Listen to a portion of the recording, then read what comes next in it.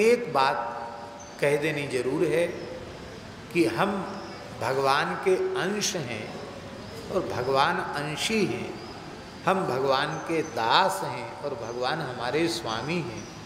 ये संबंध बहुत सहज है, बहुत सरल है और उसमें कोई ज़्यादा कठिनाई नहीं है।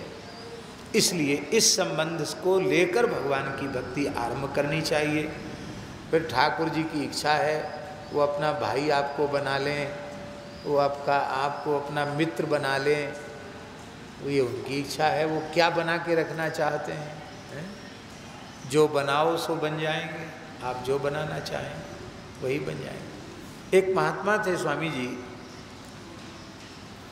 स्वामी श्री कृष्णानंद जी महाराज, हमारे वृंदावन में थे। बड़े प्रकांड विद्वान थे और बहुत पुरानी बात है, हमने उनका दर्शन नहीं किया। उनकी परंपरा का स्थान है 4 संप्रदाय से। पहले वो काशी रहते थे और दंडी सन्यासी थे। उनका पूर्व नाम स्वामी कृष्णानंद सरस्वती ही था और पूरे जीवन भर उन्होंने यतियों के बीच में बैठकर वेदांत ही पढ़ाया। ब्रह्मसूत्र, उपनिषद, गीता, इसी की चर्चा करते रहे। भागवत जी को कभी उन्होंने जीवन में देखा नहीं था, पढ़ाई नहीं थी भागवत जी। और शुद्ध अंतःकरण तो उनका था ही, विद्वान महापुरुष तो थे ही। तो किसी एक प्रेमी व्यक्ति ने, काशी के ही व्यक्ति ने भागवत जी की मूल पोथी उनको दी। स्वामी जी आप खाली वेदांत पढ़ते रहते हो, पढ़ाते रहते हो, आप कम से कम भागवत जी का मूल पारायण करो। तो भागवत जी का पाठ करते करते उनको, विद्वान तो थे ही, और पाठ करते करते उनको इतना विशिष्ट भाव जगा, इतना भाव जगा कि अब तो हमको काशी छोड़ के वृंदावन में रह के और गोपी भाव से कृष्ण को भजना चाहिए।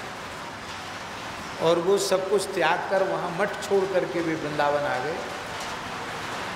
और उस समय वृंदावन ब्रज की स्थिति ये थी कि उस समय आर्य समाज पूरे ब्रज में फैल गया था। गांव के गांव मूर्ति पूजा से बिल्कुल विमुख हो गए थे। तो उस समय कृष्णानंद जी महाराज ने बहुत बड़ा काम किया, सबको भक्त बनाया उन्होंने। तो कृष्णानंद जी महाराज जब आए, उन्होंने साधन किया। तो साधन करते करते भागवत जी का पारायण यमुना जी को सुनाते और रोते रहते, नाम जप करते और ये मानते कि श्री कृष्ण मेरे प्रियतम हैं और मैं ब्रज गोपी हूँ, ये अनुभव करते हुए उनके सामने यमुना जी प्रकट हो गए। और यमुना जी ने प्रकट होकर कहा कि स्वामी जी, इस प्रकार के संबंध को लेकर भक्ति करने वाले ब्रज में बहुत हैं, पर इस समय सख्य रस की भक्ति लुप्त हो रही है। आप सख्य रस की भक्ति का प्रचार करो। आप भगवान की, राधा रानी की सखी हैं ये मत मानो। अब आज से आप ये भाव कर लो कि हम श्री कृष्ण के सखा हैं। तो उसके बाद स्वामी कृष्णानंद जी ने सख्य रस की भक्ति का प्रचार किया। और उनके एक शिष्य हुए श्री बनमाली दास जी महाराज, बड़े प्रकांड विद्वान थे, घटिका शतक थे, 1 घंटे में 100 विविध छंदों में श्लोकों की रचना कर देते, बड़े प्रकांड विद्वान थे। उन्होंने सख्य रस के ऊपर अनेक ग्रंथ भी लिखे, उनके शिष्य ने। ये घटना हम इसलिए आपको सुना रहे हैं कि आप भजन में लग जाओ। भगवान जो संबंध आपका दृढ़ करना चाहेंगे वो अपनी कृपा करुणा से अपने आप बना लेंगे। अब वाल्मीकि रामायण में वर्णन है कि दशरथ जी का यज्ञ चल रहा था और उसी यज्ञ में देवता आए हुए थे। उन्होंने ब्रह्मा जी से कहा, महाराज रावण बहुत परेशान कर रहा है। तो ब्रह्मा जी बोले, शंकर जी बोले कि भाई भगवान से प्रार्थना करो। तो भगवान प्रकट हो गए। ये वाल्मीकि रामायण में है। भगवान प्रकट हो गए। भगवान ने कहा हम अवतार लेंगे, तो अब जन्म लेंगे तो किसी न किसी को तो बाप बनाना पड़ेगा कि नहीं। तो उसमें लिखा है वाल्मीकि में, पितरम रोचया मास नृपम दशरथम।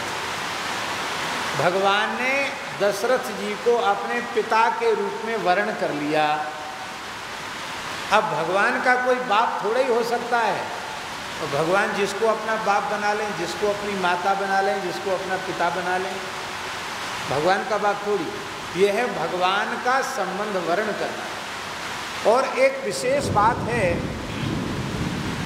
वो विशेष बात यह है कि केवल भगवान ही ऐसे हैं जिनसे सारे संबंध जोड़े जा सकते हैं।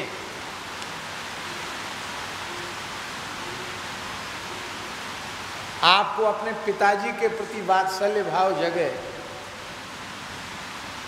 अपने पितामह के प्रति वात्सल्य जगे, और आप चुचकारने पुचकारने लग जाएं जैसे छोटे बच्चे को 2 थप्पड़ जमाएगा, मूर्ख कहीं का, मैंने तुझे पैदा किया, गोद में खिलाया, हमसे बेटा बेटा कह के चुचकारता पुचकारता है।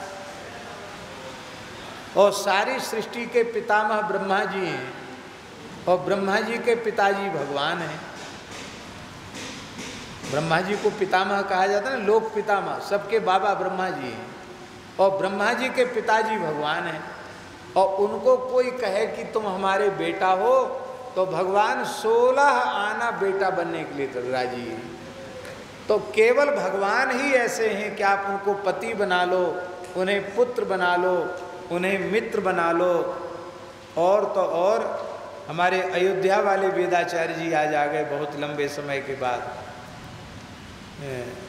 वेद विभाग अध्यक्ष रहे हैं कबरगी, जो वहाँ का बड़ा विद्यालय था, अब सेवानिवृत्त हैं, और बहुत अच्छे त्रिकाल संध्योपासन करने वाले एक बड़े पवित्र वैदिक ब्राह्मण हैं। तो वहाँ अयोध्या में जो पंडित श्री उमापति जी थे, उमापति शास्त्री जी, जिनके वंशज अभी भी अयोध्या में हैं, हैं? हाँ, अब कह रहे हैं कि इस बार मेयर उनके वंशज ही हुए हैं, आचार्य जी बता रहे हैं। तो उमापति जी, पंडित श्री उमापति शास्त्री जी थे, वशिष्ठ गोत्री ब्राह्मण थे। तो उनको ये भाव था राम जी के प्रति, हम राम जी के गुरु हैं, राम जी हमारे चेला हैं, हम हमारे यजमान हैं राम जी, भगवान श्री राम हमारे यजमान हैं, और मैं भगवान का गुरु हूँ। तो कनक भवन जाते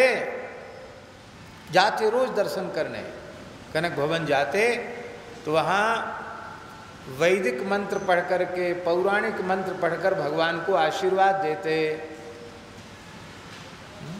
तुम्हारा कल्याण हो, दीर्घायुरस्तु इत्यादि प्रकार से जो भी जैसे ब्राह्मण देवता यजमान को आशीर्वाद देते मंत्र पढ़ करके, ऐसे ही वो भगवान को रोज आशीर्वाद, प्रणाम नहीं करते, खूब आशीर्वाद देते। और अपनी सुंदर पहनी हुई पुष्प की माला भी भगवान को धारण करा देते। भाई गुरु जी चेला को तो प्रसादी माला दे ही सकते हैं। और जो मंदिर के अर्चक थे वो उनके विशुद्ध भाव को जानते थे, तो वो कभी कभी उनके जो भाव में भर लो हमारे यजमान को माला दे दो हमारी, वो माला पहना देते। तो साधुओं में इसका विरोध हुआ। अरे बोले भाई तुम्हारा भाव है तो मन में रखो, अब भगवान को तुम मनुष्य होकर अपनी पहनी हुई माला भगवान को पहनाते हुए कोई बात है?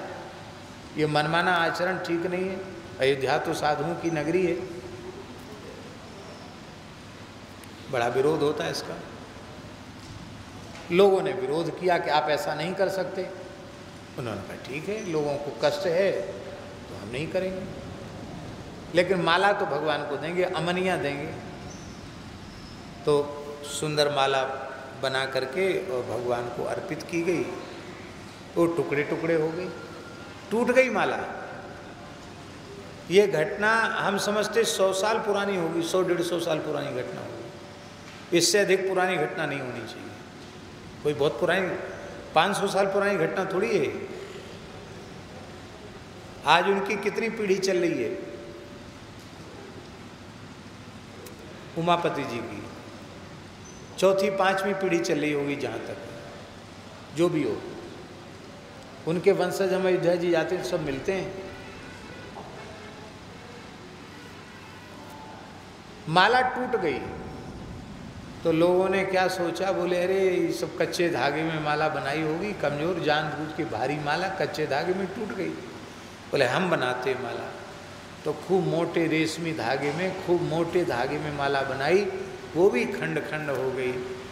फिर उन्होंने कहा अच्छा ऐसी नहीं पहनेंगे, हमारे शिष्य बड़े गुरु भक्त हैं। और दूसरी माला सामने माली से माला मंगा के पहन ली, और पहन के जैसे ही कहा पहना तो ठाकुर जी ने धारण कर ली। सब लोगों ने उनको प्रणाम किया कि आचार्य जी आपका पूर्ण भाव। अब देखो कृष्णम वंदे, जो जगत गुरु को कोई चेला बनाना चाहे तो वो तो बहुत तूफान मचा देगा कि अरे कृष्णम वंदे जगत गुरुम, हम जगत गुरु, हमको तुम चेला मानते हो।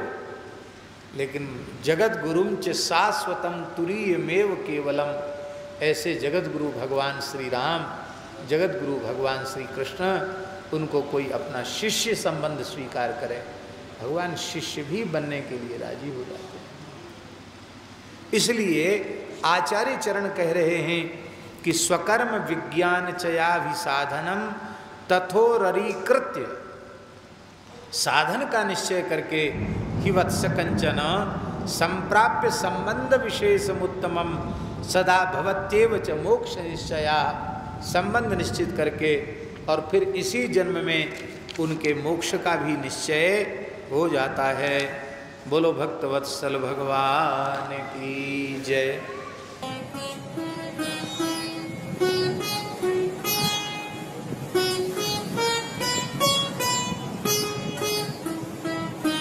श्री सीताराम। प्रतिदिन सत्संग एवं दर्शन के लिए श्री महाराज जी के ऑफिशियल चैनल को जरूर सब्सक्राइब करें।